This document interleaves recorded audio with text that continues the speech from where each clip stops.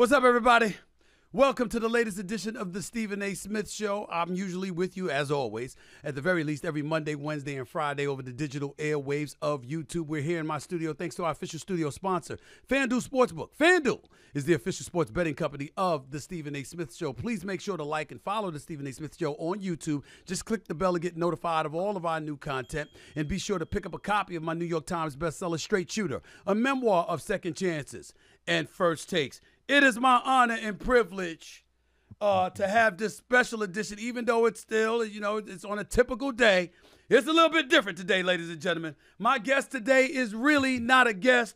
He's my friend. He's my partner in crime officially, my brother, the newest co-host of ESPN's First Take every Monday and Tuesday. Let me not forget, he also hosts a popular podcast, Club Shay Shay. I mean, millions of followers. I mean, the brother's just blowing up. He's just blowing up, okay?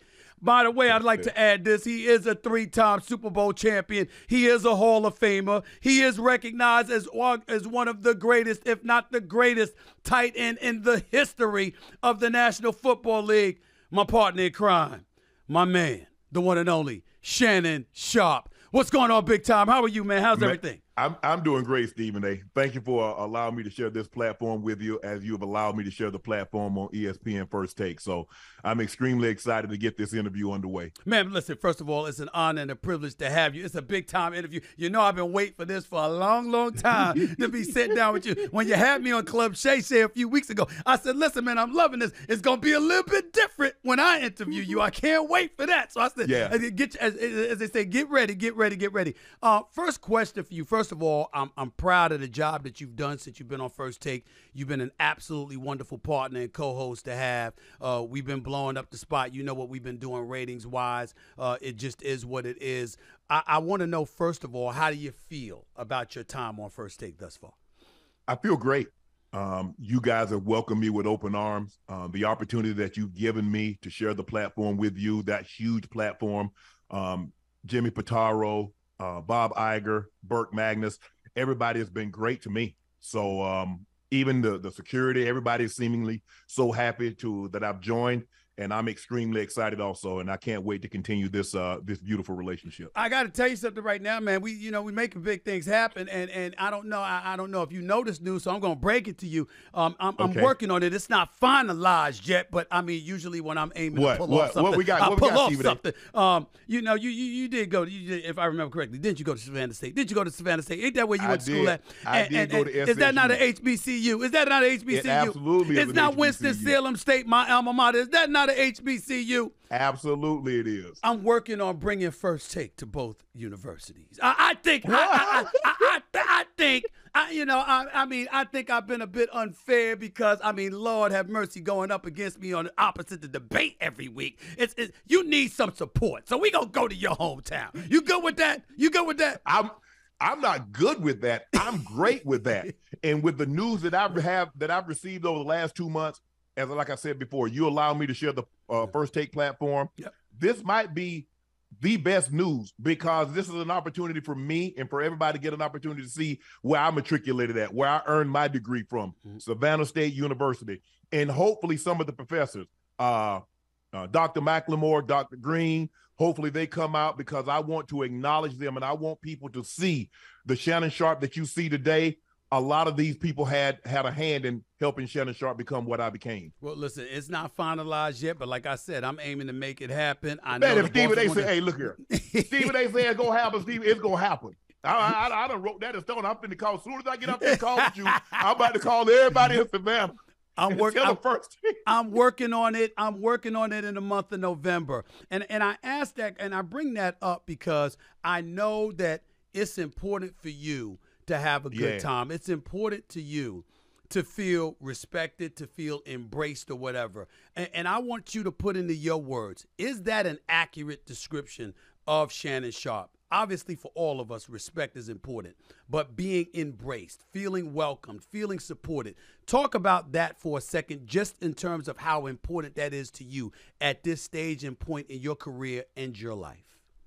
Well, absolutely. I'm a big thing of appreciation. I'm a big proponent of validation.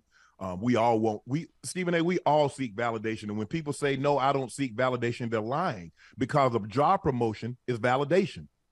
You want to make the Pro Bowl, you want to make all NBA, that's validation. If you sing, you want a Grammy, you want to sell 1 million copies, you want a diamond album, that's validation. You want to be appreciated, you want to be respected by your peers to say the job that you're doing, well done.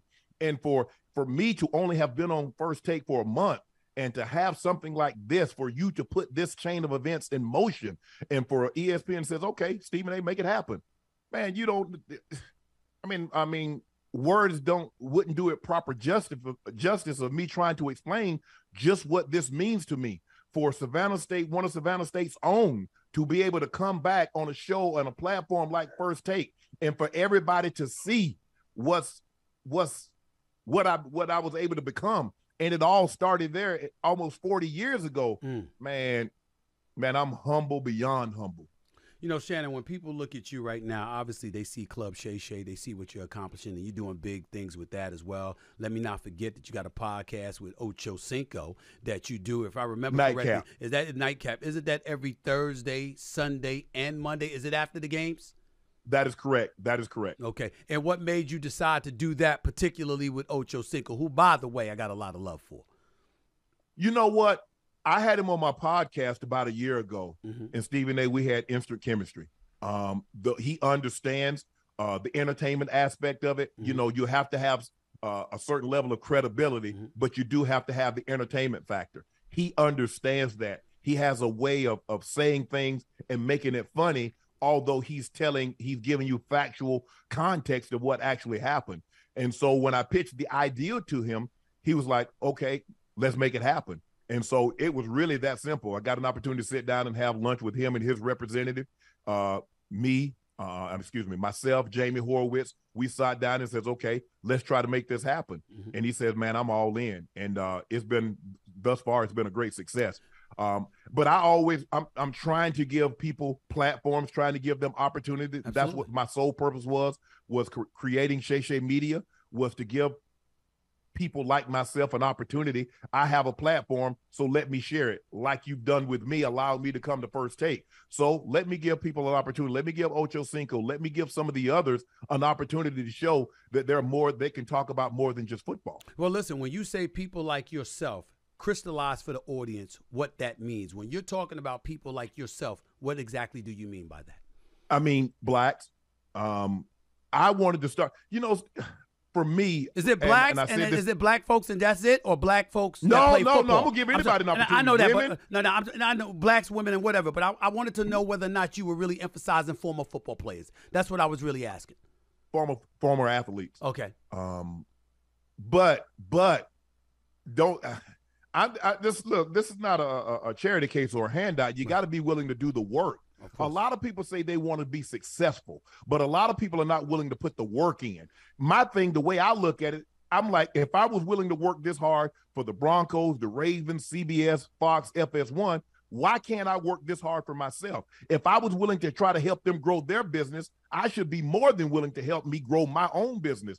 And that's what I want people to understand. If you're willing to put the work in, I'm willing to help you with the infrastructure and give you the foundation, help you with the foundation in order for you to grow what you want to be. But you got to be willing to put the work in. I can't do everything. Give me an idea of what you want to do. Let's see how we can make this work for the both of us, and then we'll take it from there. When you mention hard work, you got to be willing to put in the work. Yeah. I remember your last day on Undisputed on FS1, June 13th. 2023, this past June 13th. That was your last day after the Denver Nuggets had beaten the Miami Heat in the NBA Finals. And on your last day, I want to show this video of you on your last day at Undisputed, because I want the world to see what you were talking about as it pertained to that very, very hard work you just alluded to. Play that video for me, please. The opportunity that you gave me to become what I became, I'm forever indebted to you. I'll never forget what you did for me. All I ask is when you lay your head on that pillow at night, I gave you everything I had. You did. I gave you everything I had.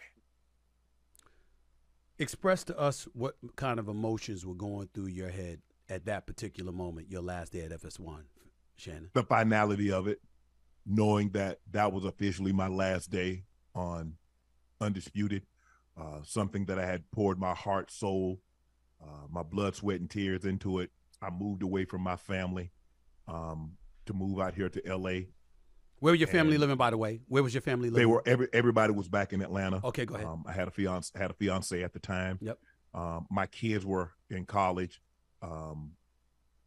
My son had just graduated. My daughter was about to graduate.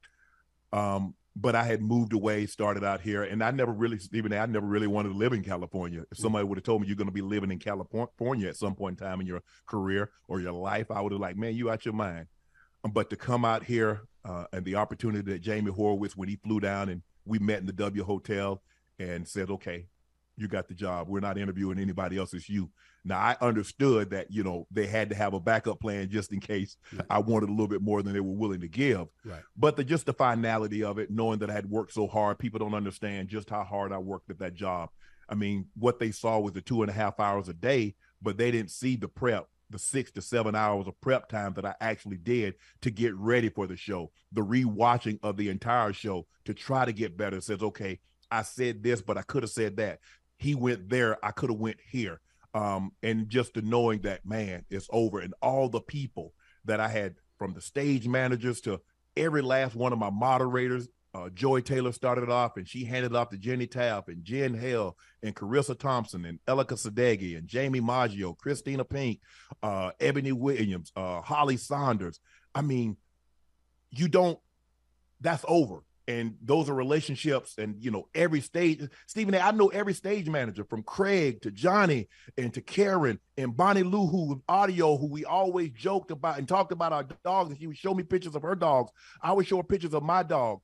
And then the makeup room, Sevia started off, and then Jumpsuit, Joe, and then Brett and Yuki and Brina and Nusheen, and then wardrobe was Autumn and Tracy. And Sent, who was security, who walked me every single day for 7 years to my car. Edo, and then sometimes I would get breakfast. Carlos and his staff, props, Jeremy and Michelle. That's what I'm gonna miss. That's what I miss, Stephen A. Honestly, honest to God. Yeah, I love debating. I thought I had gotten very good at it. But that's what I missed because they became my family, because I saw them for 240 days a year for 7 years. And the finality of it, it was over. You do understand that in that lengthy answer that you just gave to my question, you did not mention Skip Bayless one time. You do know that. I do. I am very, very grateful for the opportunity. I would be remiss, and I can't say it enough, that he fought to get me on First Take. Mm-hmm. When all the bosses said, no, we want to go to a media guy, a journalist across from you, he said Shannon Sharpe could do the job. And he fought for me, and he really did. And I think I've been as humble and as gracious as I possibly could in giving him his kudos for that. But where I push back and where I get upset is that when people say Skip Bayless made Shannon Sharpe, Skip Bayless did not make Shannon Sharpe relatable. Skip Bayless did not make Shannon Sharpe the storyteller that he is. Skip Bayless did not make Shannon Sharpe the football player that could break down plays and say, this is what happened, that's what happened, and this is why the play worked or it didn't work. Yeah, I'm going to miss aspect of it. Yes, I miss debating him, but it had gotten to the point over the last 6 or 7 months, and I won't allow it to ruin the 6 great years that we had, but it had gotten to the point that we needed to go our separate ways. And I wish it could have been handled a little different, Stephen A. That's the only thing that I wish. I wish it could have been handled differently. But it was handled the way that it was. And I will never, ever forget the opportunity that Fox and FS1 afforded me. But this notion, well, nobody knew who I was. Well, I was a member of the Pro Football Hall of Fame, but before I stepped foot in Fox, I had won 3 Super Bowls before I had stepped foot in Fox. At one point in time, I held every statistical record a tight end can hold in the NFL. Most yards in the game, 1,000-yard seasons, catches, touchdowns, yards. I had all of those. Was I as known or as popular then as I am now? No. And I owe that to FS1, and I owe that to Skip for giving me that opportunity. But what Skip and I didn't have the relationship that I have with the people that I missed. Basically, Skip would get to work, I would get to work. I was in my dressing room, he was in his dressing room. It was really like a heavyweight fight. We barely talked. I mean, honest to God. We might say hello. We go to the bathroom. If we're passing each other in the bathroom, hello, that was it. It was not a carry on a conversation and then like all of a sudden we get up there and we do what we do and we carry on. No. Well, why not? It was very little communication. Why was that the case? Well, I take my cue from him. He was not a guy that was very talkative in the mornings. That is now, true. Remember, I had worked with him a little bit on First Take. Once when you were there and a couple of times when you weren't there. Yeah. When you weren't there. Yeah. So I noticed that during the breaks, he would get up and leave. Well, okay. So I'm thinking to myself, after a couple of times of seeing that, I'm seeing that he's in a mode, he's in a zone in which he doesn't want to be bothered. He's treating this like an actual game. Like I might have my friends, I got my friends, but when they're on the other team, we're not communicating. We're not having the type of relationship that once the game was over or once the game started, we were going to have. And so I just learned like, okay, he doesn't want to be bothered. I'm cool with that because I could do two things. Guys will tell you the way I was in the locker room, I'm joking around, having a great time. I'm telling jokes. And the moment is like, okay, well, look at you and I. I'm locked in. I mean, look at you and I. Yes. Look at you and I. We're the same in that regard. I mean, we're joking around, having a good time, and then the second it's time to debate, we turn it on. It's just that simple. It's time to debate. Exactly. And you are a lot of times like during the break, you're quiet. I mean, you're looking up stats. Okay, we have the topics of where we're going to go. But Skip was different. We didn't have the type of relationship. I think. In 7 years, Skip and I think we had brunch once. And that's okay. Yeah. That's okay. I don't think Skip's a bad guy, but I didn't develop the type of relationship or the type of, let me take this back. I didn't develop the type of work relationship with him that I did with some of the guys that I played with when I was in Denver or I was in Baltimore, or I didn't develop the type of work relationship that I had with some of the young ladies in wardrobe or in makeup or Bonnie or things of that nature, because I didn't get the sense that's what he wanted. So I'm not a guy that's going to force anything. If you show me that you want to have a relationship outside of work, I'll accept that. Right. If you want to have a relationship that's strictly work and it's confined to those 2.5 hours that we are at work, and when you come into the building, you don't say anything to me, and when we exit the building, we don't say anything, and the relationship that we have is for 2 hours and 30 minutes, I'm cool with that too. I'm there to do a job. I'm not there to per se make friends. Now, if I'm a friendly guy. Yes, you are. And if that's something that you want, okay, fine. But I'm not forcing anything. And I got 3 dogs. I got enough friends. And at 55 years of age, right. Daryl McCormick, Bucket, Keith Burns. Hey, yes, I'm good. Well, and then everything else happens. I'll say this. I'll come to Skip's defense in the regard that that's the way he has always been when it comes to his work. He's focused. He's locked in. He doesn't say much before a show. That's just the way that he is. He was that way with me as well. No harm. And I learned, Stephen A., I learned that early on. Yeah. So for me to try to get him out of that, because he would have taken it as me trying to get him off his game. And to try to gain some type of advantage against him. Right. So I want him to be at his absolute best. I want him to be in a mode where he's comfortable, he's focused. Right. He's not a guy that does a lot of talking. Up until the pandemic, I was getting up at 3 a.m. because I had to get the dogs situated, get them taken care of, showered, get to work because we had production at 4 o'clock. That was his routine. That's what he liked to do. Once the pandemic happened and we didn't have production meetings for like 4 or 5 months, right? But we still was able to do the show. that was for me, because I didn't really get anything out of production meetings, because me and my researcher and my producer had already spent 2 hours the night before talking about what we was going to discuss. Exactly. And then we would go down and for another hour discuss it again. So me and my producer are doing 3 hours. I'm doing 3 to 5 hours on my own, and we doing a show for 2.5 hours. I was talked out. When I made news the other day, because first on Club Shay Shay, and then I had reiterated it. I said, listen, I don't have to go into details. That's their business. It's not mine. But make no mistake about it, he was forced out. And people were like, what are you talking about? What are you talking about? And they acted as if I was wrong. Was I wrong, Shannon Sharpe? I will say this. I'm not here to confirm or deny anything. You've been a journalist for almost 3 decades, and I'm sure you've done your homework. I'm very happy with where I am now. I don't like to dwell too much into the past because I don't understand how that helps me in the future. But what it did teach me is that I need to make sure objects are closer than they appear. And I got to make sure I protect my blind spots. Okay. I appreciate everything Fox has done, FS1 done for me. I appreciate the opportunity that they gave me. But the one thing I do want to say, and hopefully I don't have to address this, Fox has never, ever, ever owned Club Shay Shay. Shannon Sharpe has always been the sole owner and proprietor of Club Shay Shay. What Fox and Shannon Sharpe had was an agreement that they would cover certain production costs, and once those costs was met, Shannon and Fox would split the revenue generated after that.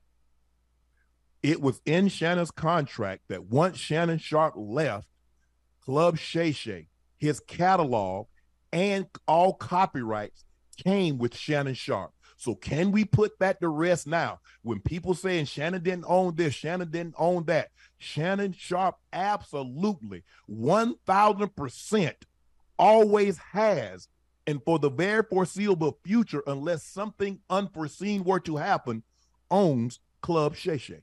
Well, listen, the bottom line is this. I ain't editing it out. I tell you that much. This ain't going to get clipped. Yes, word for word, syllable for syllable. My interview with you in its entirety is going to be aired. Let me go to December 12th, 2022. Shannon, I want you to see this video right here. This is you and Skip getting into it about Tom Brady. Take a look at this as a fresh reminder. You have no objectivity. It's just straight Brady hate. Wait a minute. This is just straight hate by a guy who's jealous that he is still playing at a high level at 45 when you had to stop at 35. That's what you do. That's the point. That's what you do. Every time I call something into question, I'm jealous. No. Skip, I did what I did. I never said you were jealous of Baker Mayfield. Skip, I did what I did. You make it seem like I was a bum. I'm in the effing Hall of Fame. Okay, I got 3 Super Bowls. So what? So what? He's way better than you were. I'm better than you. Better. Skip, I got to see what you do. You take personal shots. No, I don't take personal shots. You started it. Time out. You would take a personal shot at me. I didn't take a personal shot at you. Wait a minute. What are you talking about? You would take a personal shot. Put your glasses back on. You see that video right there, Shannon, months later. When I saw that, I hadn't spoken to you in years. Years. We were always cool. We never had any issues, but I hadn't spoken to you in years. When I saw that video, I said, I don't have to know him. I know Skip. That relationship is in a world of trouble. As you reflect back on that moment, what goes through your mind, and how much trouble was the relationship between you two in at that particular moment? There were a lot of that is my fault, because there were times that led up to that I felt that shots were taken and I let it go. And I should have said something then, but I didn't. And I would bring it to people's attention and they brushed it up under the rug. So that was my fault that it got to that point, and he felt that he could go over the top in that situation. I think in any relationship where there's host, co-host, it's boyfriend, girlfriend, it's husband, wife, whatever the relationship is, once one partner has no respect for the other, the other partner then in turn loses respect for said partner. Then I think it's only a matter of time. Because I felt in that moment he had lost all respect for me. He had no respect for me. He's trying to compare me to a tight end. I never said. I've always given Brady his credit. I've always given all great players, all players. Trying to compare you to a quarterback. Right. Got it. What I was trying to say in that moment, Brady didn't play well. Brady didn't play well that game. I didn't talk about anything that he had done 3 weeks ago, 3 years ago, 20 years ago. I'm talking about that game. And for him to feel that he was trapped and he was losing a debate, to attack me personally, when I've stood up, when guys have come on that show and tried to attack him personally, I was his bodyguard. I took the blows and said, hey, this is undisputed. Skip and Shannon, this is not yours. So I was very hurt and disappointed that he chose to go there with me when I've been one of the guys that's been in his corner. So it really, really hurt me. And what hurt me the most probably was there, because I know, this is what I know. And this is what I told my bosses, and I don't want to get too specific. Okay. I said, had the shoe been on the other foot, what would have been the outcome? Had I attacked him personally, live on television, what would have happened? But the good in all of that is that when I walk in meetings and I meet CEOs and I meet CFOs and I meet people in charge of making decisions, they always say, the way you handled that situation told us everything we needed to know about you, and you're someone that we want to do business with. Because it took everything. Because I had to make a split-second decision. In that moment, Stephen, I had to make a split-second decision. And the decision I made was to have a further long-term career. Because I knew at that moment in time, it was only a matter of time. They was going to have to separate us. I knew that. I was willing to play out the contract, but I knew it was going to end because it had started to come with greater regularity, the disrespect. You can say what you can say I'm loud, you can say I'm obnoxious, you can say I'm arrogant, but to try to poo-poo my career, a 7th rounder that started out on special teams and played so well that I got into the Hall of Fame, to try to minimize that was very disheartening for me. And I didn't think, look, someone that I don't know discrediting my career, I'm cool with that. I can live with that. But someone that I considered a friend, or we were friendly, but I considered Skip a friend, for you to take that kind of personal shot at me, it really hurt me, Stephen A. It really did. You said in the split moment you had to make a decision. What was I had to make decision? a I'm saying I'm saying to crystallize in that moment, the split decision was what? What you did, or what were you thinking about doing? What I didn't do. What are you talking about? What you didn't do? What do you mean by that? Stephen A. Man, look here. Over the last 7, 8 years, I've gone through a lot of therapy to be able to control. And I rage is good, controlled rage is better. Aggression is good, controlled aggression is better. And when you're a professional athlete, you know how to turn it on and turn it off. It hurts more when someone that you know, someone that you trust, someone that you think are a friend would betray you or say something to you to that effect. Right. When people say things outside, if I don't know you, I don't care. It doesn't bother me. Yeah. But for him to take that shot, to say I was jealous of Brady, jealous of what? I'm not saying I'm Brady. I've never said, people have heard me on Undisputed, on other shows. Gronk was a better tight end than me. Travis Kelce, Gates. Okay, I'm cool with that. Right. All I could do was get the best out of my God-given ability. But for him to take a shot like that because he's losing the debate, and everybody knows Tom Brady didn't play well. It was the 49ers game. Yeah. I think the score was 28-0 at the half, or maybe 35-0. They were obliterated. I think they ended up losing. Yeah. So everybody knew, but to try to, oh, you were nothing and you're jealous of Tom Brady. Why? Why would I be jealous of Tom Brady? I'm happy that Tom was like me, given an opportunity. He made the most of that opportunity. I think that was in all of my TV career, that probably was I remember going home, calling my sister. I called my brother. My homeboy has everybody had told him, and he had raced home that he'd watch it. It took a lot. It took a lot for me not to put my hands on him. It actually did. I'm so thankful you didn't do that. I'm so thankful. First of all, I almost broke my hand just shaking, just touching your shoulder. You know what I'm saying? I just touched your shoulder, almost broke my damn hand. You're built like a chiseled brick house, for crying out, like good Lord have mercy. And I told you I ain't working out with you. That'll never happen, Shannon. I mean, that's like the Rock Johnson working out with Snoop Dogg. And Snoop's my boy. I'm not doing it, Shannon. It's never going to happen. I'm not doing that. You understand what I'm saying? So thank God you didn't do that. And you know, we spoke after for the first time in years thereafter, because I was really worried. And you know how much love I have for Skip Bayless, because the same things that you say about him, I got to say about him. I wouldn't have been a First Take if it were not for him. I'm indebted to him for that. And I never had any kind of moment like that with him that you had. So it was coming from a completely different place. But here's the thing, though, Stephen A. You can be gracious, you can be humble, you can be thankful. But what my grandma used to always tell me, say, boy, don't be a slave to loyalty. Sometimes people can give you an opportunity or put you in a situation and feel they can talk to you and treat you any kind of way, and you still be beholden to that. That's not me.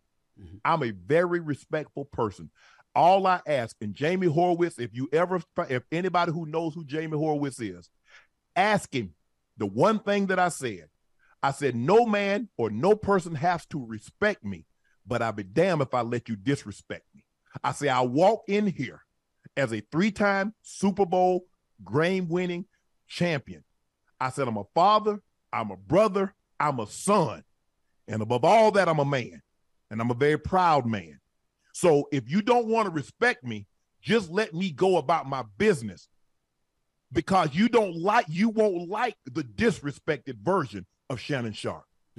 And so that's where I was. And people keep saying, be thankful. I'm thankful. I'm beyond thankful. My brother has done so much for me, but he didn't disrespect me. My grandmother gave me everything but my grandmother, Stephen, they gave me everything but life. My grandmother's never cursed me. So you mean to tell me because somebody gives you an opportunity, I'm supposed to be beholden and let him talk to me less than? And be appreciative where you're all on television, you making a lot of money. Damn money. I had money. I was a multi-millionaire before I stepped foot in LA. I'm appreciative. I'm thankful for the opportunity. But I believe you can do something for someone without have to constantly remind him of what you've done for them, or you have to constantly bowing down and taking your hat off to say that I'm thankful and I'm gracious. I've done things for people. You will never know unless they tell you. I don't mention it. I don't care. That's where I am. I just refuse to be a slave to loyalty and allow people to walk all over me because they've done something good for me. That's where I am. Shannon, I want to switch left for a second, because I've said this to people about you, and I want you to know that I've said this to people about you. I've never shared with you that I've said this to people about you, but it's just something that I deduced because I went to school at Winston-Salem State and I went to school in the South. And I said to anybody that would listen, whenever they asked me about you, I said, here's what I know other than the star football player that he is. In my opinion, you can tell that Shannon Sharpe, I know you were born in Chicago, but moved to Georgia when you were 3 months old, if I remember correctly. That's what my research says. Obviously, you played at Savannah State. I'm thinking about a black man in the South growing up in the 70s and 80s, and the level of disrespect one could imagine you had to have been exposed to, particularly as a proud black man. And so as a result, you're not going to come up to him. And I'm not talking about Skip Bayless. This is not about Skip Bayless. This is about you. This is about black men, particularly in the South. Black men, period, but especially in the South, particularly during those times. There's a level of vitriol, venom, and beyond that one could easily surmise y'all have been subjected to the point where that thing that you just talked about, disrespect, it ain't happening. You're not tolerating it. And when you see this guy who is loud, who will get in your face, who will challenge you if you approach him the wrong way, et cetera, that's not rude. That's not disrespectful. That's not unprofessional. That's a person that's proud and is letting you know there's a certain standard you will treat him with. That is what I have always said about you since, or at least over the last year or so, late year or two, when people have asked me about you. Am I wrong in that description? No, you're absolutely right. Because of the way I carry myself, because I give everybody a certain, I believe everybody deserves a certain level of respect. No matter what I might think of someone, I will give them a level of respect. Just as a common courtesy, as a man, as a woman, as a human being a person. I will give them that level of respect. And I think the thing is, when people see me out, I'm kind of nothing like what I am on television. I'm kind of quiet. I'm kind of to myself. I'm reserved. One of the things that people that once they get to know me is that I'm not as boisterous at home. I'm in my own place. Right. I get my point across. I have a voice that projects. I can be charming. I can be charismatic. I can be loud. I can be a lot of different things. But I don't think I've never carried myself, and I don't think I'm better than anybody. I might think I can do my job better than you could do your job, but I don't think because I was an ex-professional athlete or I'm on television, I'm better than you. I don't carry myself like that. All I've ever asked from anyone was to give me the level of respect that I've shown you. That's all I've asked. That's it. I don't disrespect anybody. To this day is yes, sir, no, sir, is yes, ma'am, no, ma'am. I've kind of gotten away from holding the doors for women because I don't want them to say, well, he held the door because he wanted to look at my butt, or I don't ride the elevator. Stephen A., I don't ride the elevator with single women. Wow. I don't, if a server comes to my room and she's a female, I'll take the cart at the door. I won't allow them in my room. They start to clean the room. I'll go sit in the hallway while they clean the room. I just try to protect myself at all angles. And I've been very respectful to everybody. But that hurt me that day. That really did, Stephen A. And my sister has become very, very religious. And she talked to me because she was like, Shannon, okay, yes. What he said was wrong. Yes, should he have said it? Yes. But you still Shannon Sharpe. You still my baby brother. Mm-hmm. You still love. You still got kids that love you. Your mom still loves you. Your brother loves you. You still got millions of people out there love you. So how much harm did he really do? Should he have said it? No. Could he have gone another direction? Yes. And so as time passed by, I started to realize, okay, you're right. And but I think, sometimes, Stephen A., like when you do something, it's kind of like a bully. Like once a bully does something to you, if you don't stand up for yourself, right, he'll keep doing it. That's right. We had a conversation, and I won't get into the specific. Who's weak? Who's weak, Shannon? Me, Skip, and Charlie Dixon. Okay. We had a conversation, and I think I conveyed my point fairly well. No matter how much longer I was on the show, how much longer I was going to be at FS1, that level of disrespect wouldn't be tolerated. He made sure to make that point. And how receptive they were. I've known Charlie for years. Charlie's a good man. Obviously, I've known Skip for a long time. How was that received when you said that? I said my piece and I got up and walked out. I don't really think there was anything else to discuss or have a discussion. It had already been said. I just wanted to say my piece. Mm-hmm. And I moved on. I have, it's like, I really don't have, I've never had a whole lot of relationship with the bosses because I really never really saw them. Mm-hmm. So it's not like, we're going out to lunch or we're going out to dinner or things like that. That wasn't the case. I just want to go to work. I just want to go to work, do my job, come home, be the best person on personality I can be, mm-hmm. be the best person I can be in my home, in the community. That's all I want to do. Right. That's it. All this other stuff that potentially has to come along with it, I can do without that, Stephen A. I can honestly do without that. This, and I hear where you're coming from, but just 3 weeks later, I believe it was January 4th, 2023, a couple of days earlier, Damar Hamlin had collapsed on the football field. The next day on FS1, you were not there. You were not in attendance for that show. And then January 4th, you showed up, and here is you expressing your frustration in the aftermath of the Damar Hamlin situation when you were on the set with Skip Bayless. Take a look at this. Skip tweeted something, and although I disagree with the tweet, and hopefully Skip would take it down, but I didn't want it. Well, time out. I'm not going to take it down because I stand by what I tweeted. Skip, let me finish. All right, okay. Go ahead. No, you go. Go ahead, let's go, Jen.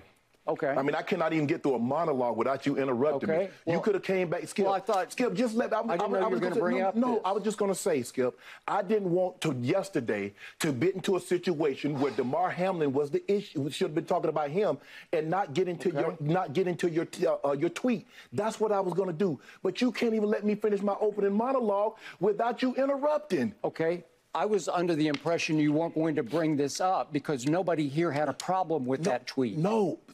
Clearly, the bosses wanted you to offer explanations, so clearly somebody. No, they did not have. Nobody. Let's go, Jen. That moment right there, because usually as you see me, as I'm prepping for the show, I don't get an opportunity to watch the competition too often, but I saw that, and the second I saw that, two thoughts came to my mind. Number one, and I told you this when I saw you a few months later, I said, Shannon, never, ever give up that seat. You should have been there the next day. You should have been there. I don't give a damn if you sat up there and said nothing. You can't. You don't give up that seat. That's exactly what I said to you. Remember that, right? That's exactly what you did. That's exactly what I did tell you. To never give up that seat. That's what I said to Kenny Smith when Kenny Smith walked off the TNT set. That's my brother. I love him to death. But I said, no, don't give up that seat. That's number one. And number two, I also told you that is the day I knew it was over.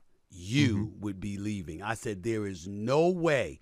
The Skip Bayless that I know, the Shannon Sharpe that I came to know, the television business, the way that I know it, there is no way in hell they survived that together. It is over. Right. Shannon's going to be gone. Your thoughts that day? You did. You told me a lot of things leading up to that point. I think the thing for me is that I saw Damar Hamlin and my brother. I remember watching my brother lay temporary paralyzed on the field, and I saw a lot of Damar Hamlin in that situation. For me, even though he opened the show the day that I wasn't there, saying his bosses wanted him to offer an explanation. And when I said the bosses had a problem with what you said, he simply said they did not, when he had clearly said to himself that the bosses had a problem with what he said and he needed to clarify it. I agree with you. Probably if I could go back and do one thing differently, there are a couple of things. That situation, I definitely would not have. I definitely should have reported. I'm sure they held that against me, but reported to work. Reported to work. Yeah, right. Yeah. I should have gone in there and sat down and not. If I show up to work, I'm gonna work. It's not like I'm gonna sit there and hold in while I'm there. Right. No, I would have absolutely done my job, and that's probably one of the moments in my tenure that I'm least proud of, that I didn't show up, because on all the other jobs I've ever had, I've never not shown up for work. And for me not to show up for work, I should have, and I was wrong in that situation. And maybe that was the final straw. Maybe that was the coup de grace that they used to say, okay, we want to move on without Shannon Sharpe. Whatever the case may be, I was wrong in that instance for not showing up to work. But that particular day, when you responded the way that you responded, when you were interrupted, was that your way of just saying, I'm done, I've had enough? It's over. I was just like, okay, let me get through the monologue. If you have anything that you want to object to, you want to add, you can do it then. At least just let me get through the monologue. Because, Stephen A., like, if you remember a couple of months later, I had an incident at the Laker game with the Grizzlies. Yeah. Is that when I did what I did, I didn't have anything that was from my heart. Yeah. I don't put anything in prompter. That was me speaking. Yeah. And when I was talking I told about you handled that right too. I told you handled that Yes. right. Absolutely. Because you can't the put this DeMar other Hamlin situation, Stephen A., that was from my heart. There was nothing written in prompter. My farewell speech, there was nothing written in prompter. So I just wanted him to let me get through. He could object to anything that I said that he liked or disliked or he wanted to add. That was fine, but just let me get through it. But at that point in time, I just think the thing is, he was like, I don't really want to hear anything else he has to say. I just want to move on. And that was fine. But if you notice, to go back to that Tom Brady, and this is what a lot of people was most proud of, that if you didn't see that moment, you would have never known that moment happened in the show. Because I went on and carried on like nothing's happened. And that happened very early in the show, Stephen A. Yeah. I went on and did my job the last 2.5 minutes, the last 2 hours and 15 minutes of that show. If you did not watch that actual segment, you would have never known Skip and I had an issue. That's how well I compartmentalized what had transpired.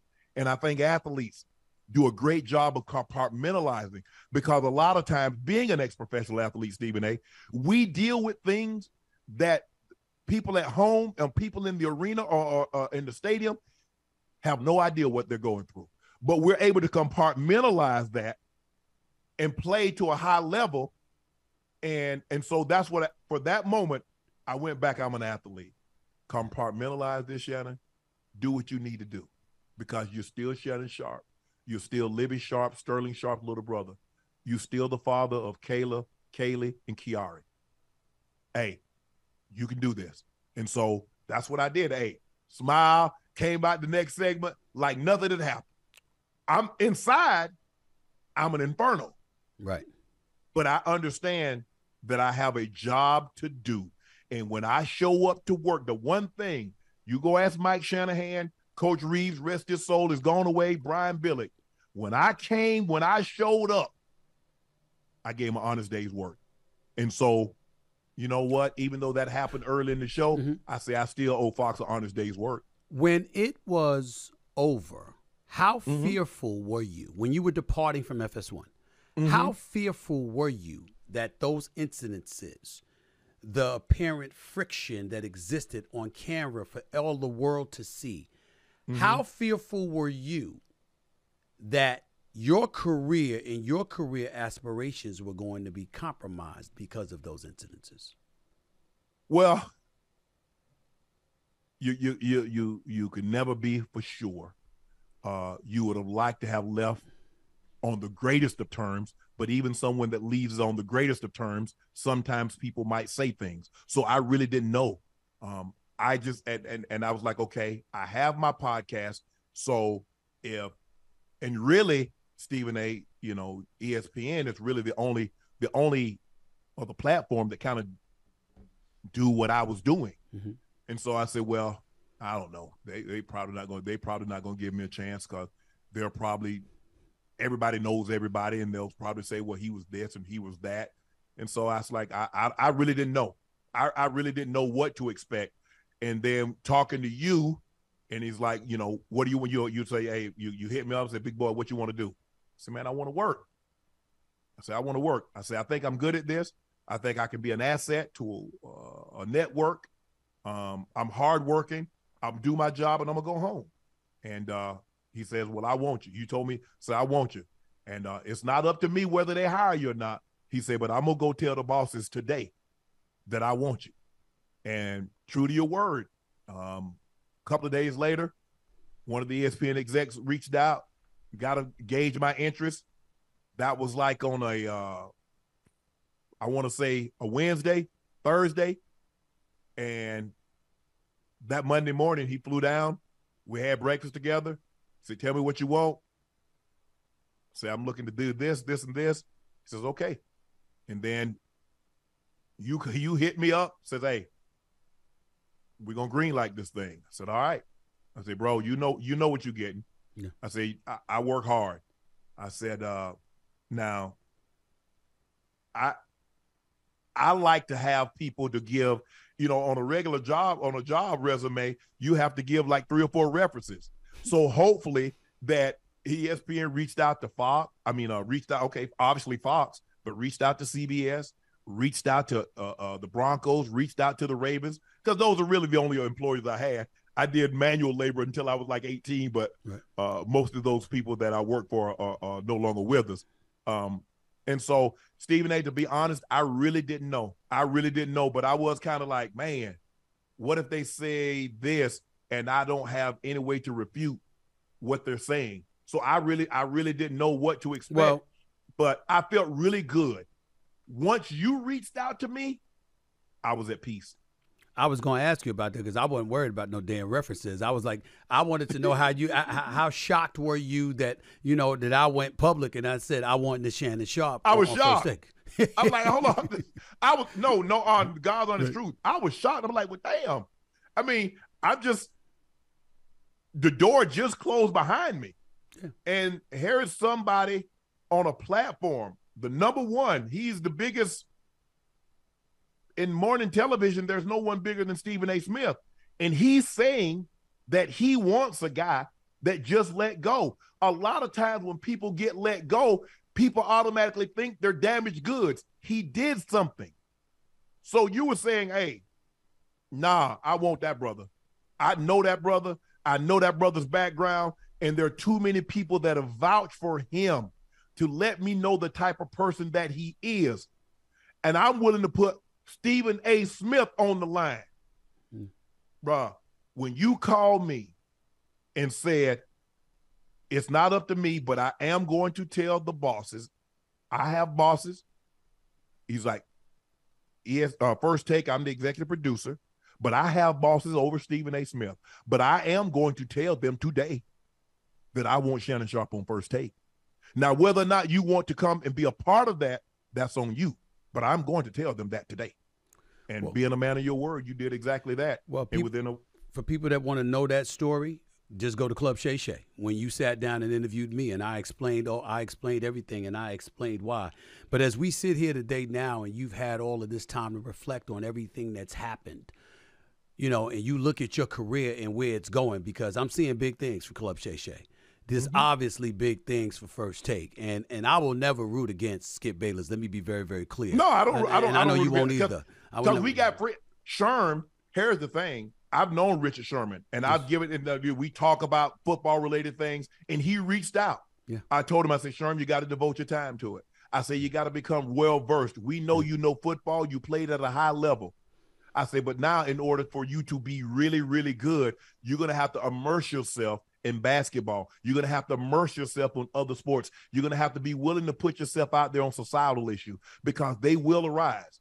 I've known Michael Irvin 30 years. He and I have been good friends, 15, 20 years. Right. I don't know Key as well. I know who he is. Yep. I haven't been around him, but how am I going to root for? Look, if this table, there's food for everybody to eat off of. Right. Even though we're not eating up, even though I'm not eating at the table where they're eating, there's food on the table for everybody to eat. And that's how I look at it.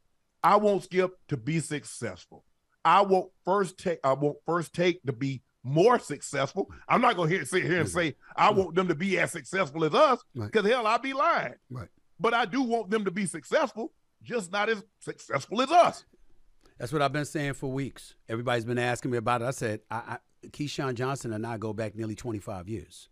Yeah. Michael Irvin and I, same thing. Richard Sherman and I have gone back over the last decade. We know each other. I love them to death. I love all three of them. I'm never going to root against them. That's number one. And number two, I'm too grateful to Skip Bayless to root against him. I just want to be more successful than the competition. Yeah. It's just that simple. And I know that's hard for people to accept, but damn it, they'll have to get over it. Being in the position that we're in, with First Take clearly being number one, and now you being a part of it and elevating us even more, the bottom line is that puts us in the eye of the storm, and there's a lot of people that throw a lot of shrapnel of criticisms, innuendo, and all of this other stuff. I guess what I'm asking you is, I mean, you know how I deal with it. Sometimes I ignore it. Sometimes I tell somebody to kiss my ass. Sometimes I call them the pathetic bastards that they are. We don't have to mention names. You know where I'm coming from. Yes, but in your case, you don't have to deal with that as much. probably because you're about 250 pounds and you're the Black Hulk and you could break somebody in half. That's probably why you're going to have to deal with this stuff the way that I do. But how do you deal with it, particularly now at this point in time in your career? Yeah, my grandma used to always say, boy, don't chase a lie. See, when people say stuff, or I can do this and I can tell this, why would I run that down to try to disprove it? Right. You trying to get credibility. You trying to get credibility using my name. Right. You haven't heard me mention your name, nor would I. Right. For me, like, I don't like arguing publicly with people of my community. A lot of times I will DM them. If I have their information, call them and say, hey, bro, what's our deal? How do we get past this? How do we move past this? Because I don't want to put that out there like, then they like, see, yeah, we got them. They arguing amongst themselves. I'm not going to do that. And if I'm wrong, I've never been too big, too proud, too successful, too anything to say, I'm sorry, I'm wrong. Nor will I ever be too of anything to say I'm wrong. If I'm wrong, I'm going to say I'm wrong. Same here. And if I've hurt, and say, I'm not going to say, well, that I'm not one of those guys that says, well, that's not what I mean. You said I hurt you. You said I said something that wasn't true. Okay, bro, my bad. Ma'am, I'm sorry. But we're living in an age, Shannon. We're living in an age, Shannon, where that's not good enough for these guys. Like, listen, I can't tell you how many times I've told brothers, look, have you not seen me on national television say, I apologize, I was wrong? I said, if I'm wrong publicly, I'll admit I'm wrong publicly. Right. If I'm right, I'm not budging. If you try to punk me, I might ignore it. And then every now and then I might clap back just to let you know I ain't scared now. You know, whatever it's going to be, it's going to be. You know what I'm saying? But, you know, you just got to do that sometimes. But you're not really trying to. But we live in a day and age now, Shannon, covering sports especially. I've seen you on FS1 before you got the first take. And you were like, I can't believe you. It's not personal. We're talking about your performance. Yeah, I'm talking about a game. Right. And I think the thing is, what I've gotten a lot of, Stephen A., is that when guys that I've criticized or critiqued or whatever the case may be, when they see me out, a lot of times they'll say, man, you tough, but you fair. Right. And that's all I can ask. I'm not, I see, I go to fights and I've been a couple of places and I see guys, if they want to acknowledge me, I'll acknowledge them back. If not, I'll keep it moving. It's okay. No harm, no foul. I'm not, hey, you got your life to live. You live your life. I understand. I think the thing for me, Stephen A., is because I was an professional athlete. I have a sister, had a mom, got kids. So I think in the back of my mind, I try to be a little bit more. I'm not probably as harsh as I would have been had I not been in that situation. But knowing that I have a sister that heard things and a mom, and it wasn't like it is now, obviously. Right. And kids, I try to be a little bit more respectful. But at the end of the day, we both got jobs. I mean, if you do your job and I do my job, everybody goes home happy. That's right. But if you don't do your job and I do my job and tell people that you didn't do your job, you can't be mad at me. Yeah. They're going to be mad anyway, and that's the way it goes. Just a couple more questions before I let you get on out of here. I mean, I'm hearing what you're saying loud and clear, and I get that. I can't let you get out of here without asking you about your brother, Sterling Sharpe. Now, Sterling, now, someplace you let Sterling, wait, this brother was something special. I mean, I had him when he was playing as the second best receiver in the game behind Jerry Rice. We talk about Randy Moss. We talk about that other dude I ain't going to even mention no more because hell with him. But he's there. You know who he is. Okay, I'm going to leave that alone, right? But Sterling Sharpe was something special. Sterling Sharpe. Sterling Sharpe. I'm sorry, Sterling Sharpe. Sterling Sharpe. I'm sorry, I apologize. What kind of effect has he had on you now compared to what he had on you during your playing days? Well, Stephen A., I had the best role model anybody could ever have.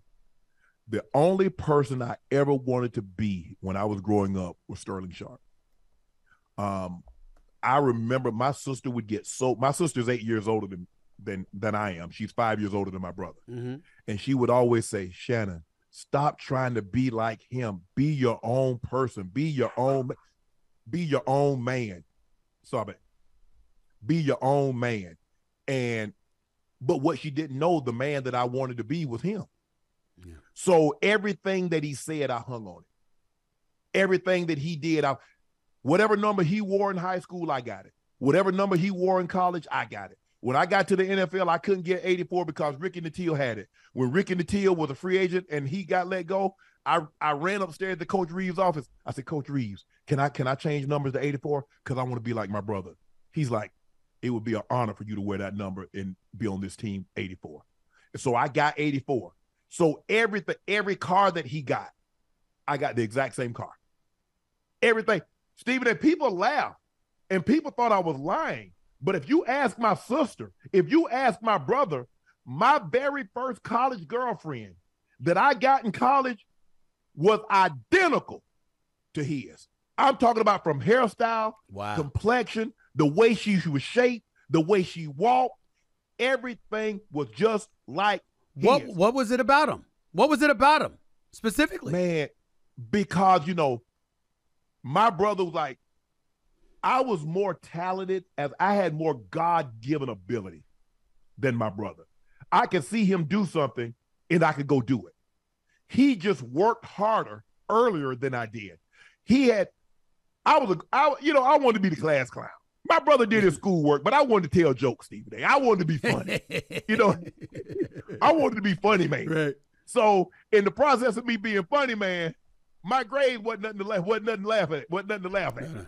They were bad. I mean, Stephen A., to be honest, man, with them grades I had coming out, I couldn't have got in prison with them. Wow. Man, they were so low, I needed a crane to pull them up. Wow. Yeah, they were bad, Stephen A. They were bad. And so I was going to go join the military. The recruiter was coming. I was going to the recruiter's office to take the test. I was going to the Air Force. My brother left Columbia, University of South Carolina, and he came down. He says, because he's more like a father. My sister is more like a mother. My brother's more like a father because they kind of raised me. He said, you're going to go to Savannah State. He said, you're going to go to Savannah State for 1 year. And if you don't like it, you can say, I went to Savannah State, but it wasn't for me. But you're going for at least 1 year. He got in his car and he left.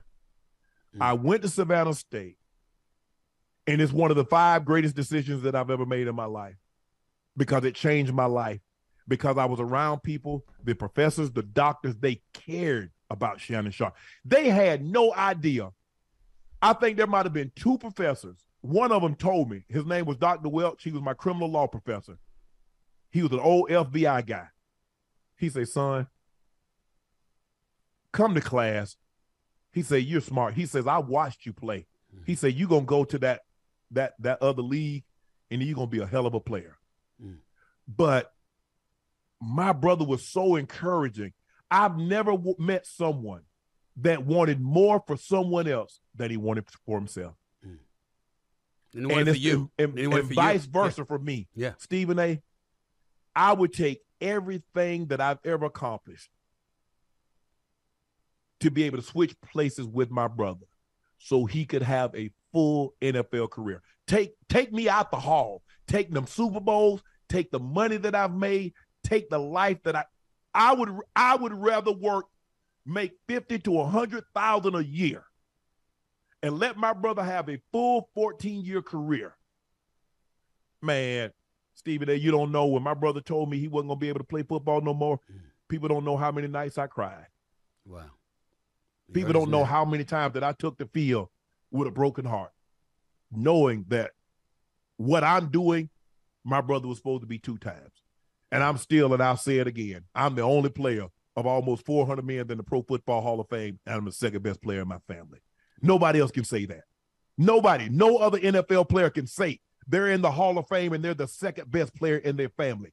I can say that unequivocally. The one thing that you're not like when it comes to your brother didn't like talking to the media. Nah. You do. You don't mind. But your brother did not like talking to the media at all. Nah, he's not much of a. He is funny. It's funny that he's funny because we're the flip side. Because like when we get together, he does more of the talking than I do. And when we're in family functions, he does more of the talking than I do. Right. I think he had a bad incident early in his career in Green Bay where people's like, I don't know why you drafted this guy. You probably should have you probably should have traded up to get Tim Brown, or you might have should have taken, because Tim Brown, Michael Irvin, Anthony Miller, I think Aaron Cox, maybe Flipper. There were like 5 or 6 receivers that went in the first round that year. And my brother had an okay year. And then the next year, he was first team All-Pro. He led the league in catches and I think touchdowns. And then 2 years later, when he went on that streak, he had back-to-back 100-catch seasons. Right. And so it kind of ticked him off that nobody wanted to talk to him and they thought he was a bust. And then the following year, when he's putting up these numbers, he's leading the league in receptions. Everybody says, okay, that was a great pick. He doesn't forget as easily as I do. Right. Somebody wrongs me, I'll just move on. Okay, fine. He hold grudges a little bit longer than I do. Brother smart as hell. Loved him as a football analyst when he was working on the NFL Network and beyond. I only had the pleasure of meeting him. I think it was once or twice. He was always wonderful to me. I just like real people, and he's one of them. There's no fake in Sterling Sharpe. Zero. Nah. Zero. But I told him, and he's done a lot better of this, Stephen A. Holding on to grudges. And I used to do this also. Right.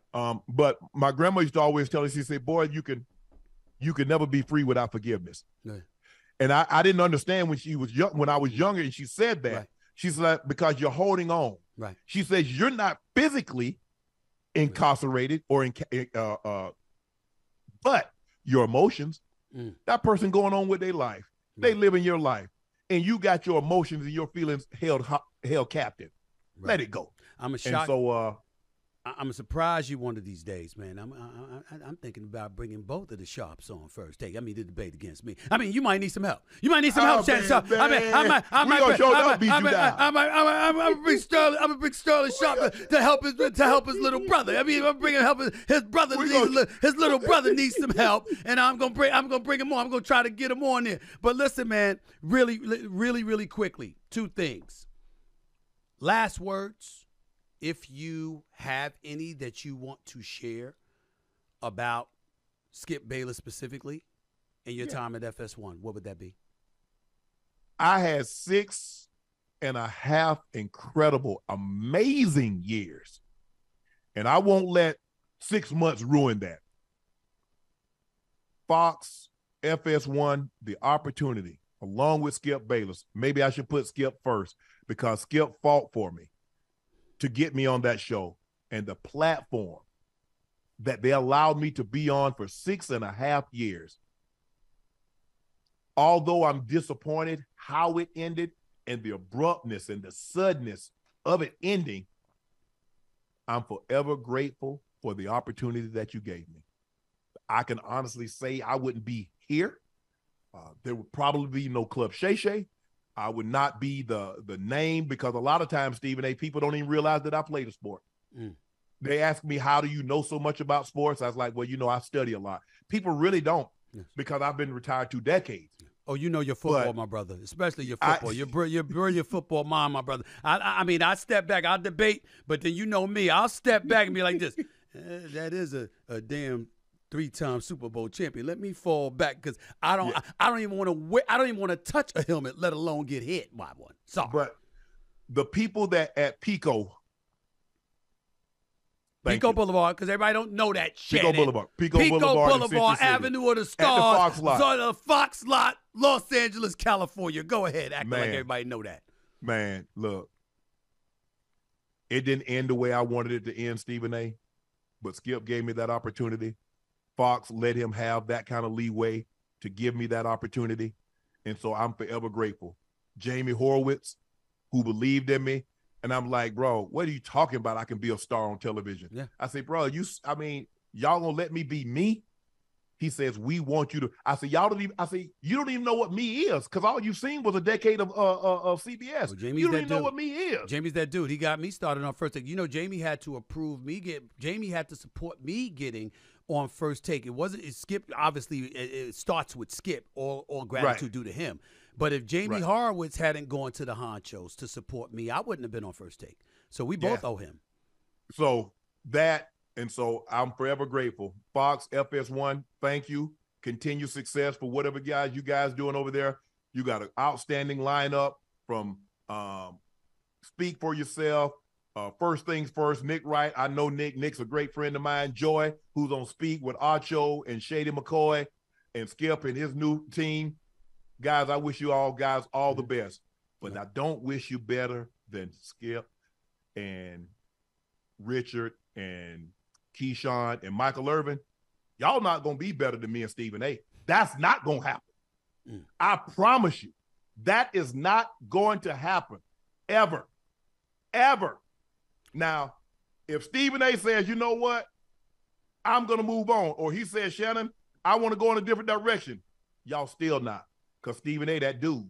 And if Stephen A ever decides to leave and turn the reins over to me, y'all know I'm that dude. I'm him. That possibility and now is open. The problem that y'all got is that y'all got two hymns to go up against.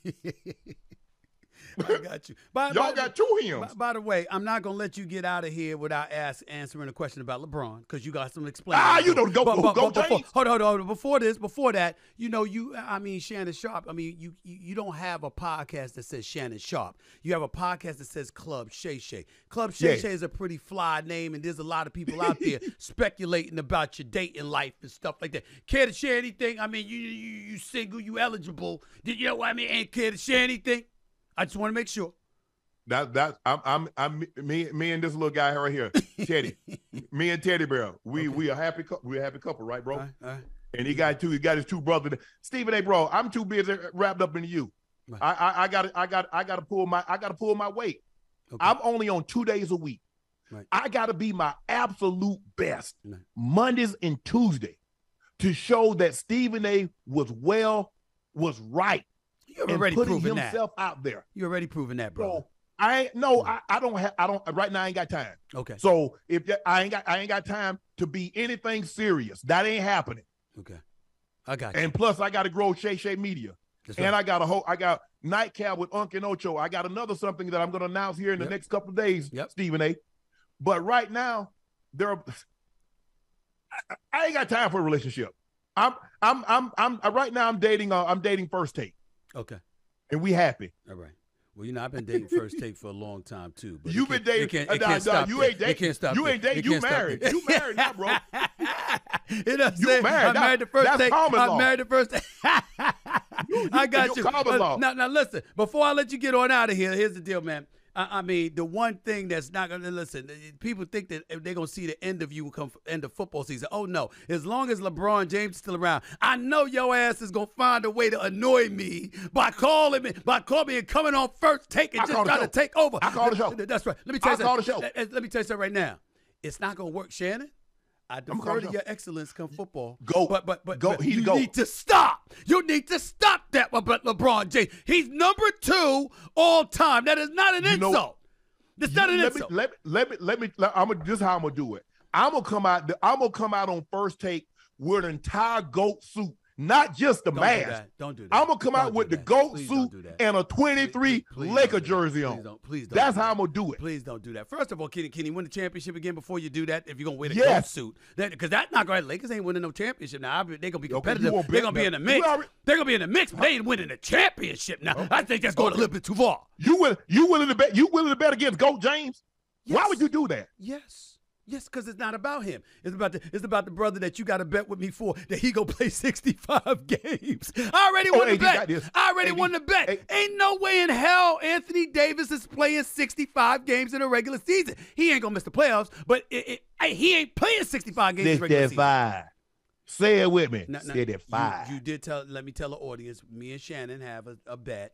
Because I told him ain't no way in hell that Anthony Davis is playing 65 games this year. So we both like Boa Restaurant. We like Boa. I like a few. I mean, I'm a Catch fan as well. You know what I'm saying? Maestros and all of that stuff. But Boa we like a lot. And Shannon's already plotting to order his most expensive dinner he can find because I'm going to have to pay up. He don't realize he's going to have to pay up. Ain't no way in hell.